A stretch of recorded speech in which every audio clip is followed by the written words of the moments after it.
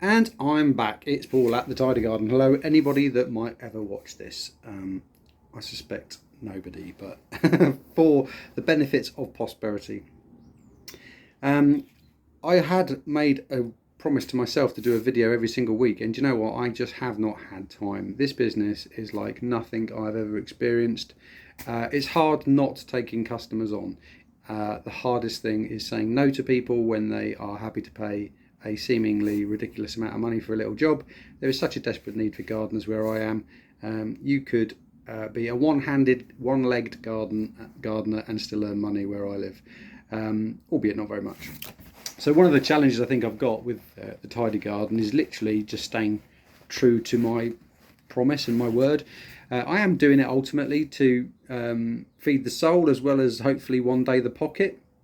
And a lot of the jobs I do, I truly love. I've taken on a few bigger jobs in the last couple of months. I've got a driveway, I've done a raised flower bed, which was entertaining. I've done a lot of digging, I have done a lot of tree work.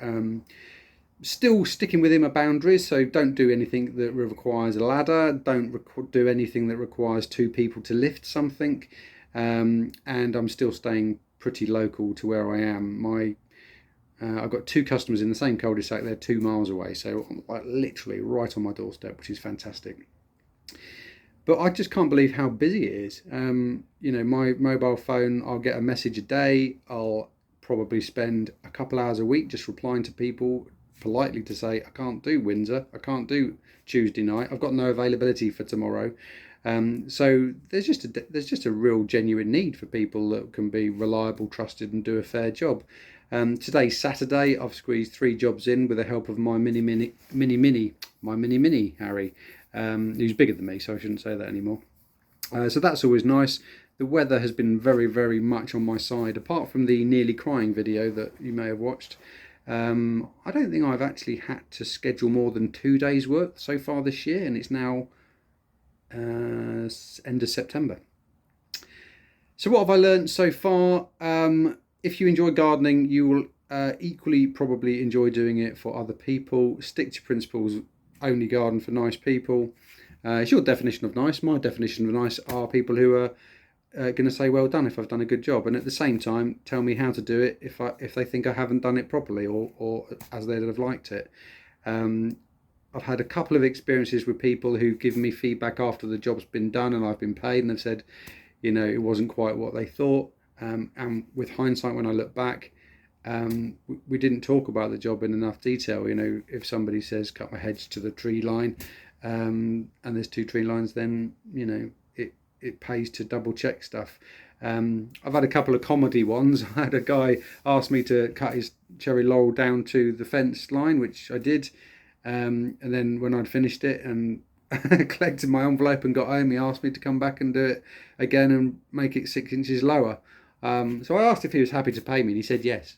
So I guess there's learning on both parties, and a lot of the people I do work for have never had a gardener before, so they don't know what to say and I don't know what to say. But on the whole, this year has been nothing but good stuff. It's been a huge learning curve, if only to learn how expensive everything is. People think that a fence post is £10 and a bag of concrete is 5.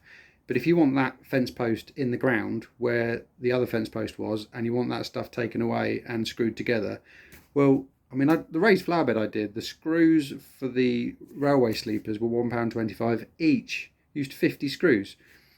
Would you ever imagine that you could spend 70 quid screwing 7 or 8 sleepers together with a couple of struts to keep them straight?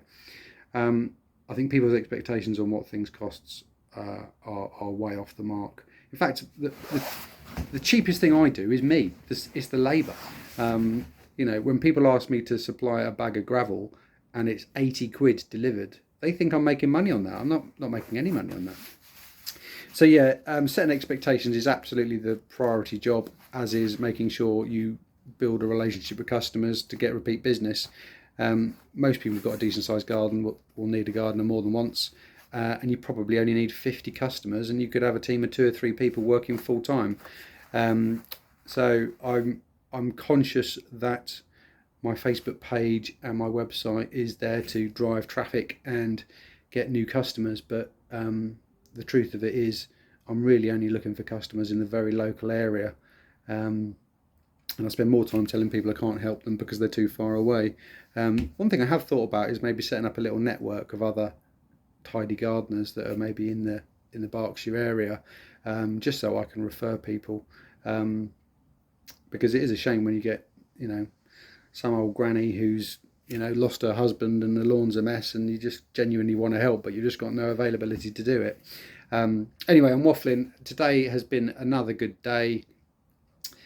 I have got no gardening to do for 3 days, thank God, because I'm absolutely pooped. And yeah, all good. I've set aside a little bit of cash this month, so this month would probably have been the month I would have made some money.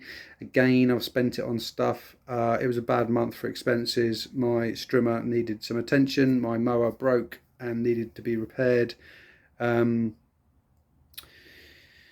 bought some boots that didn't fit and lost the receipt. So, I've been a bit careless with money, really. And I quoted someone for some weed killer, and I made the mistake of quoting what the weed killer cost me, not what it would cost me to bloody put it down. So, yeah, little mistakes, but we are still learning.